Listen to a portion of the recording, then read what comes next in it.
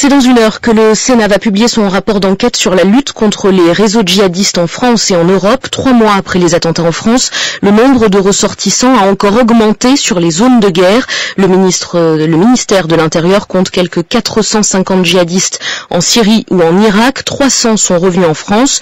Une commission d'enquête sénatoriale présente donc des mesures pour prévenir cette radicalisation, Nathalie Hernandez. 6 axes et 100 propositions pour mieux contrôler les frontières, combattre le financement du terrorisme ou prévenir la radicalisation. Plusieurs de ces préconisations ont déjà vu le jour, mais méritent d'être renforcées pour les sénateurs. D'autres pourraient être mises en place rapidement, comme le rétablissement de l'autorisation parentale de sortie du territoire pour les mineurs, voyageant seuls ou avec un tiers.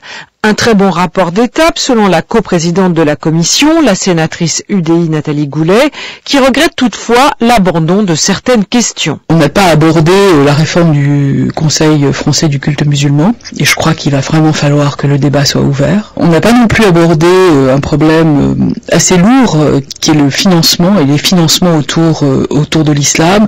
Vous savez qu'on a beaucoup de difficultés avec le financement des lieux de culte, avec les circuits financiers autour de la viande halal. Je pense que c'était le moment aussi d'ouvrir un débat et de se poser la question pour savoir comment ça fonctionne. Parmi les autres thèmes à aborder, la sénatrice et son collègue de l'UMP souhaitent revoir la loi informatique et liberté pour favoriser l'accès aux fichiers des demandeurs d'asile, par exemple, ou encore permettre à la police de l'air et des frontières de consulter le fichier des passeports perdus ou volés, ce qui est impossible aujourd'hui. Explication signée Nathalie Hernandez pour France Inter.